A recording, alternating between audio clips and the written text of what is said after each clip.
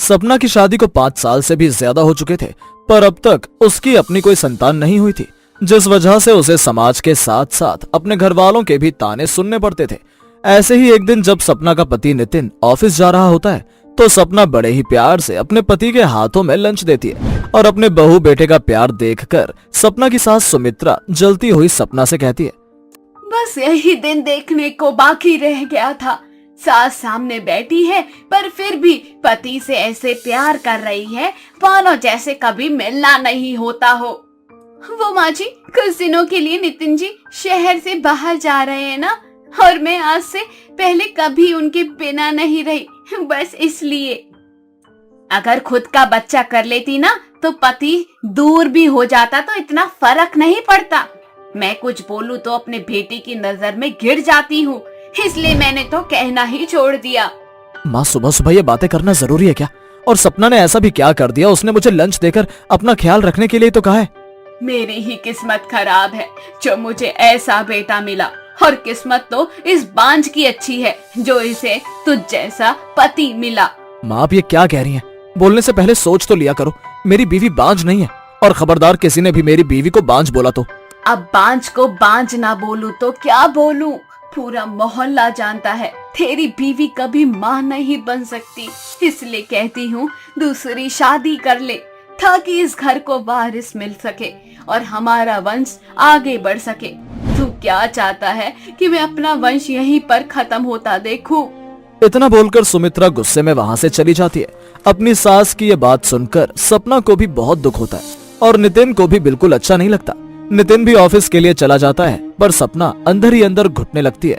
देखते ही देखते कुछ दिन बीत जाते हैं। ऐसे ही एक दिन सपना अपने पति के साथ शॉपिंग करके घर आ रही होती है, तभी कुछ औरतें उसे देखकर आपस में बातें करने लगती हैं। अरे ये तो सुमित्रा की बहू है ना, इसकी शादी भी तो हमारी सुमन के साथ हुई थी। भगवान की कृपा से मेरी सुमन के तो दो बच्चे हैं और इसके तो अभी तक एक भी नहीं हुए। अरे होंगे भी कैसे, ये तो बांझ है। अरे मुझे तो कभी कभी ये लगता है कि ये जानबूझकर बच्चा करना नहीं चाहती। बच्चा हो जाएगा तो इसका फिगर खराब नहीं हो जाएगा। इतनी जो पति के साथ शॉपिंग करती है, शॉपिंग करनी बंद नहीं हो जाएगी। बच्चा नहीं करना पड़ेगा और बच्चे होने से पहले मटका लेकर घूमना नहीं पड़ेगा। पेट में बच्चे होने के बाद जिंदगी बदल जाती है, पर ऐसी लड़कियों को क्या पता होगा माँ बनने का सुख क्या होता है। मोहल्ले की औरतों की बातें सुनकर सपना की आंखों में आंसू भर जाते हैं। नितिन अपनी बीवी की आंखों में आंसू देख नहीं पाता और मोहल्ले की औरतों से लड़ जाता है। आप होती कौन हो मेरी बीवी को बांझ कहने वाली? हमारा जब दिल करेगा हम तब बच्चे की प्लानिंग करेंगे। हम क्या आपके हिसाब से चलेंगे? आप अपने घर पर ध्यान दो, और जिसकी घर की इज्जत नहीं होती उनको बोलने का हक भी नहीं होता। चलो सपना अंदर। नितिन तो अपनी बीवी के लिए मोहल्ले वालों से लड़ जाता है, पर अब सपना से लोगों के ताने बर्दाश्त नहीं होते। समय यूं ही गुजरता है और एक दिन जब सपना अपनी सास के साथ मंदिर जाती है तो वहां एक छोटे से बच्चे को देखती है। उस बच्चे को देखकर सपना की ममता जाग उठती है और वो उस बच्चे को गोद में लेकर खिलाने लगती है, पर तभी वहां उस बच्चे की माँ आ जाती है और सपना से अपने बच्चे को छीनकर उसे ताने देते हुए कहती है, दूर हट बांझ कहेंगी, मैं नहीं चाहती तेरा साया भी मेरे बच्चे पर पड़े। अरे हमें भी कोई शौक नहीं है दूसरे के बच्चे को खिलाने का, और अगर इतने ही बच्चे की चिंता है तो मंदिर में अकेला क्यों छोड़कर गई? अगर मेरी बहू ना होती ना तो तेरा बच्चा सीढ़ियों से गिर जाता। रहने दीजिए माँ जी, हम घर चलते हैं, मुझे कुछ ठीक नहीं लग रहा। सुमित्रा अपनी बहू को खरी खोटी तो सुनाती है, पर कहीं ना कहीं उसे भी दुख था। सुमित्रा जब भी अपनी बहू को रोता देखती उसका भी दिल दुखता, पर फिर भी कभी कभी सुमित्रा गुस्से में अपनी बहू का दिल दुखा देती। पर आज मंदिर में जो हुआ उससे सुमित्रा को बहुत बुरा लगता है और वो सपना से कहती है, बहू मेरी जुबान कड़वी है, मैंने भी तुझे बहुत ताने दिए हैं। जब मैं ही तुझे भला बुरा कहती हूँ तो समाज तो कहेगा ही, पर बहू मैं तेरा बुरा नहीं चाहती, तेरा भला चाहती हूँ, इसलिए कह रही हूँ अपनी छोटी बहन से नितिन की शादी करवा दे। तुझे भी कभी दुख नहीं होगा कि तेरी सौतन आ गई, और इस घर को भी वारिस मिल जाएगा और समाज वालों का भी मुंह बंद हो जाएगा। नितिन मेरी बात कभी नहीं मानेगा, पर वह तेरे लिए कुछ भी करेगा। सुमित्रा अपनी बहू को समझाकर चली जाती है। अब सपना से भी लोगों के ताने सहे नहीं जा रहे थे, इसलिए वो भी ठान लेती है कि वो अपने पति की दूसरी शादी करवाएगी। इसलिए जब नितिन शाम को घर आता है तो सपना नितिन से दूसरी शादी करने के लिए बात करती है। नितिन जी, मेरी बहन से दूसरी शादी कर लो। मेरी बहन लंगड़ी है, उसकी वैसे भी कहीं शादी नहीं हो रही। अगर आप उससे शादी कर लोगे तो मेरी बहन का घर बस जाएगा और मुझे माँ बनने का सुख मिल जाएगा। मुझसे अब लोगों के ताने सहे ही नहीं जाते।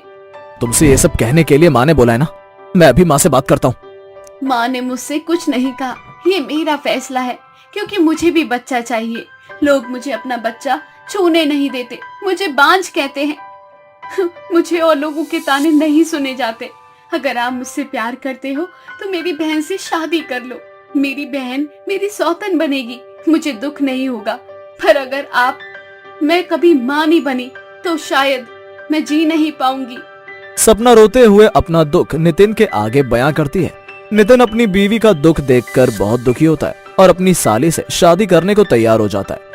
बहुत जल्द सपना अपनी बहन से अपने पति की शादी करवाती है और सपना की खुद की बहन उसकी सौतन बन जाती है। शादी के कुछ सालों बाद सपना की बहन एक बहुत ही प्यारे से बच्चे को जन्म देती है। दीदी, तुमने बहुत कुछ सहा है, इसलिए बच्चा तुम्हारा है। इस बच्चे पर मेरा कोई अधिकार नहीं है। पागल हो गई है क्या? तूने मुझे दुनिया की सबसे बड़ी खुशी दी है, माँ बनने का सुख, और मैंने तुझ पर कोई एहसान नहीं किया, बस एक बहन का फर्ज निभाया है। नहीं दीदी, मैंने अपना फर्ज निभाया है। तुमने मुझ पर एहसान ही किया है।